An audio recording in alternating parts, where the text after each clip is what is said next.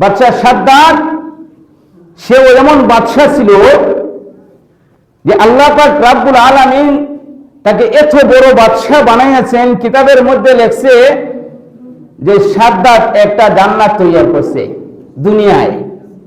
কি তৈরি করছে? জান্নাতটা কিসের তৈরি? বুঝি সে তাফসীরের মধ্যে বয়ানের মধ্যে শুনছে জান্নাতের একটা বালাকানা হবে এমন, একটা ইট হবে স্বর্ণের, একটা ইট হবে রূপার। জান্নাতের ঘর। কিসের ঘর? জান্নাতের ঘর।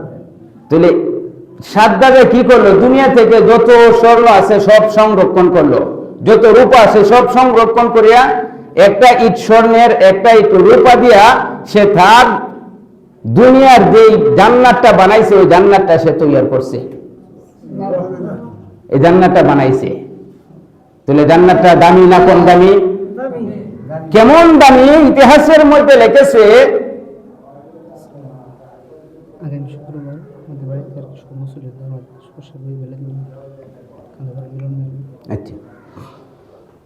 ইতিহাসের মধ্যে লিখেছে যে এত দামি জান্নাত সে বানিয়েছিল, পৃথিবীর আগে কেউ বানাই নাই, কিয়ামতের আগ পর্যন্ত কেউ বানাইতে পারবে না।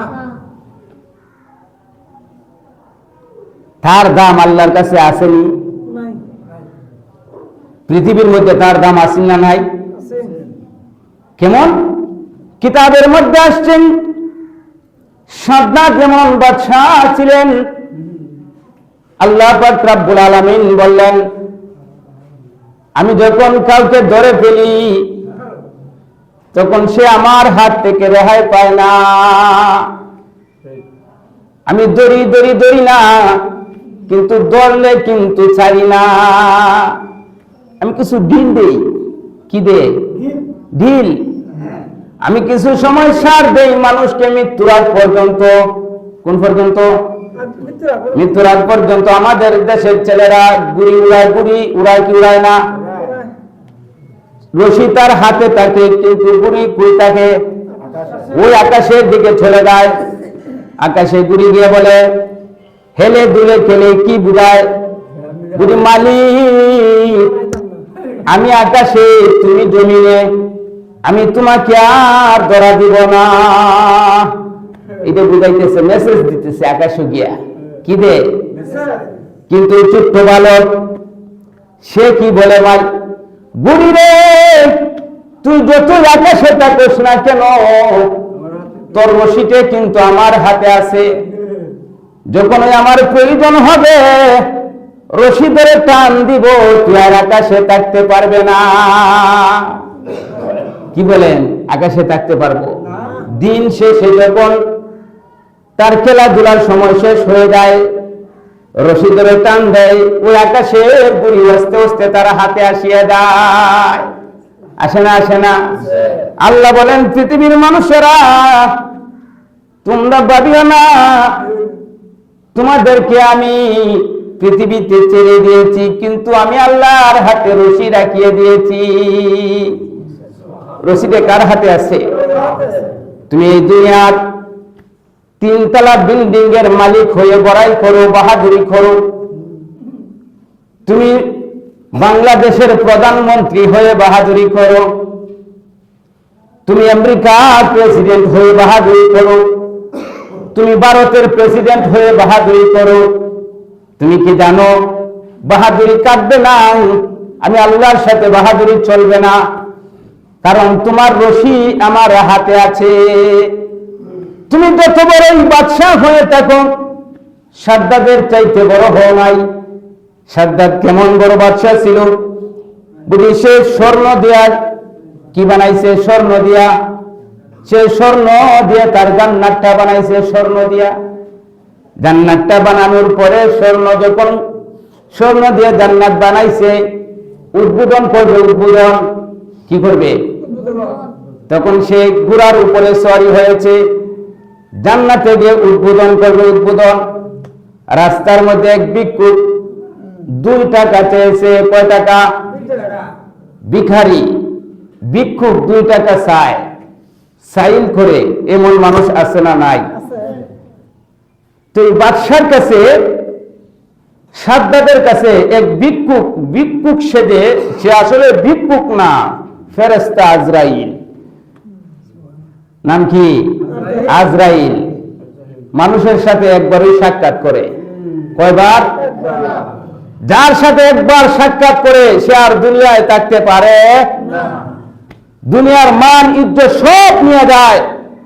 বাবার কুল থেকে ছেলে নিয়ে যায়, ছেলের কুল থেকে বাবাকে নিয়ে যায়। তার সাক্ষাতে কেউ রেহাই পায় না। নামটা কি? ভিক্ষা চাইছে বাদশা সাহেব, অনেক বড় জান্নাত বানিয়েছেন, আপনার সুনাম দুনিয়া জোড়া আছে, 2টা টাকা আমাকে ভিক্ষা দিয়ে দেন, উদ্বোধন করবেন, দোয়া করবো আপনার জন্য। কয় টাকা চেয়েছে? দমক দিয়েছে, দমক। হে ভিখারির বাচ্চা, ভিখারি, আমি আমার জান্নাত উদ্বোধন করতে যাচ্ছি, তুই এই মুহূর্তে আমার রাস্তায় কেন বাধা দিলে? বাধা চাকরকে নামাইয়া দিয়েছে, উজিরকে নামাইয়া দিয়েছে, ফৌজ নামিয়ে দিয়েছে, ভিখারিকে রাস্তা থেকে সরায় দাও। আমার রাস্তায় সে কেন বাধা হয়ে দাঁড়াইল? রাস্তা থেকে সরাই দিয়েছে, গোড়া সামনের দিকে ছেড়ে দিয়েছে। জান্নাতের গেটের সামনে যখন গেল, এক পাও গোড়ার উপরে রয়ে গেছে, আর এক পাও গেটের মধ্যে দিছে। পজিশনটা কেমন? এক পাও গোড়ার উপরে, আর এক পাও গেটে, তার তৈরি জান্নাতের গেটে দিছে। আল্লাহ আজরাইলকে ডাক দিছে, আজরাইল, সে যেই পজিশনে আছে, পজিশনটা বুঝছেন? যেমন পজিশনে আছে, সে যেন আরেকটা পাও লামানোর সুযোগ না পায়, এই অবস্থায় তার জানটা তুমি কবজ করতে হবে। আজরাইল বললেন, আল্লাহ, এত ক্ষমতা তুমি তাকে দিলেন, জান্নাত কি সে বানাইতে পারল না? যদি তুমি তার আগেই ধরতা, পারল না? জান্নাত বানানোর সুযোগ আপনি দিয়েছেন, তাহলে আপনি কেন তাকে জান্নাতে ঢোকার পারমিশন দেন না, সুযোগটা দেন না? দিয়ে দেন একটু সুযোগ। আল্লাহ বলেন, আজরাইল, কেন সুযোগ দিব? বুঝে আমার তো মায়া লাগতেছে। মায়া কি লাগতেছে? আল্লাহ ডাক দিবে, ও আজরাইল, পৃথিবীর মধ্যে তুমি কত মানুষের জান কবজ করেছ? যত মানুষের জান কবজ করো, কোন মানুষের জান কবজ করতে তোমার কি মায়া লেগেছে? বুঝে হা হা হা, আল্লাহ আর একবার লেগেছিল। কোনবার? আর কয়বার? একবার। বুঝি কোনবার? বুঝে আল্লাহ, একটা জাহাজ ছিল সমুদ্রের মধ্যস্থলে অবস্থায়। কোন অবস্থায়? ওই জাহাজের মধ্যে একটা মা গর্ভবতী ছিল, বাচ্চাটা প্রসব হয়েছে, তুফানের কবলে পড়িয়া জাহাজটা ডুবিয়া গেল। এই অবস্থায় আপনি আমাকে বললেন, আজরাইল, ওই শিশু বাচ্চাটাকে তক্তার উপরে রাখিয়া তার মার জানটা তুমি কবজ করিয়া ফেলো। সুবহানাল্লাহ বলে। ওগো আল্লাহ, তখন আমি আজরাইলের একটু মায়া লাগলো। মায়া কি মায়া? বুঝে আল্লাহ, যেই মাকে, যেই শিশুটাকে যেই মায়ে ফালবে, একমাত্র শিশুর আশ্রয়স্থল হইল তার মা, শিশুর কেন্দ্রবিন্দু হইল তার মা। আবারও সাগরের মধ্যস্থলে তার দেখার কেউ নাই। এমন অবস্থায় আপনি বললেন, মার জানটা আমি কবজ করে দিব।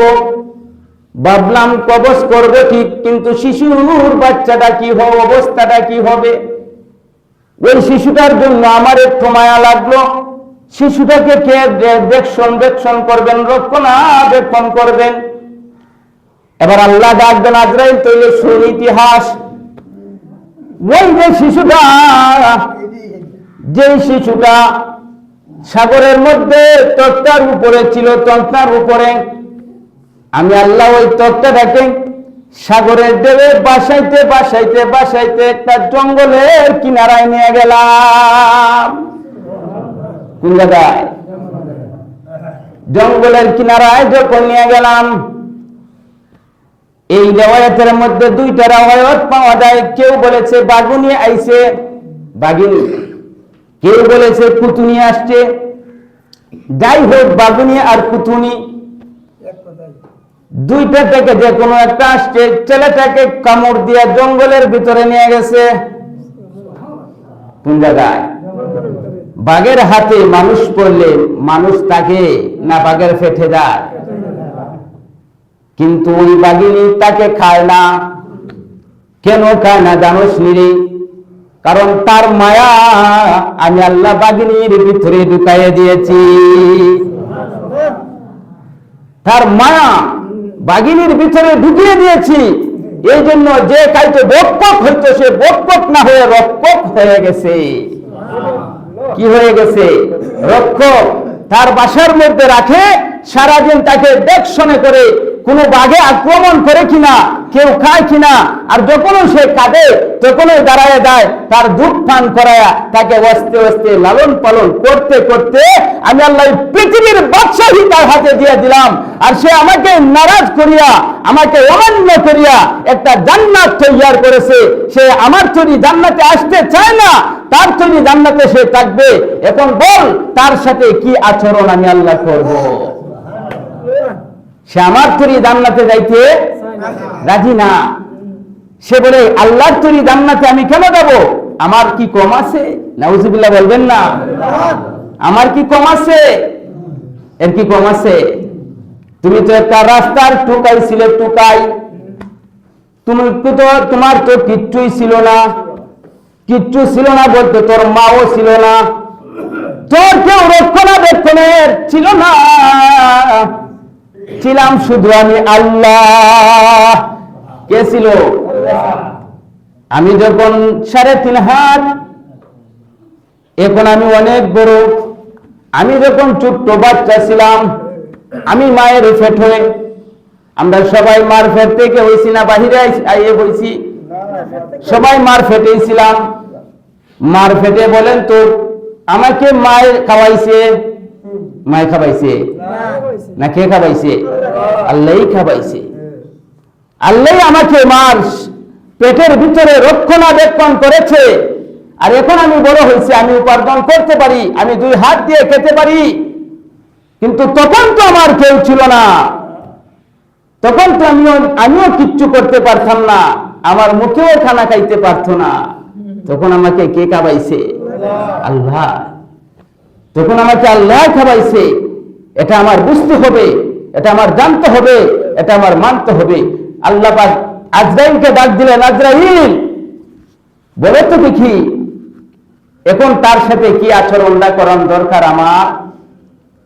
তো আজরাইল ডাক দেয়, আল্লাহ যে মায়া ছিল আগে এখন গাও হয়ে গেছে। মায়া কি হয়ে গেছে? আজরাইল ডাক দিলেন, আল্লাহ এমন নাফরমান বান্দাকে 5 সেকেন্ড কেন 1 সেকেন্ড সময় দেওয়ারও দরকার নাই। এমন নাফরমান বান্দারে কি দেওয়ার দরকার নাই, সময় দেওয়ার দরকার নাই। যেই পজিশনে আছে ওই পজিশন থেকেই তার দামটা কি করতে হবে? কবজ করতে হবে। 1 পাও গুড়ার উপরে আরেক পাও গেটের ভিতরে, এমন অবস্থায় আল্লাহ পাক তার দামটা কি করলেন? কবজ করলেন। আপনি আমি বাহাদুরি করি, টাকার বাহাদুরি, অহংকারের মারফতে তার সাথে চলা যায় না। আরে কত বাহাদুর আগেও ছিল, পরেও হয়েছে। আপনি দেখেন আপনার ঘরের পাশেই কত বাহাদুর আছে, আছে না নাই? আছে।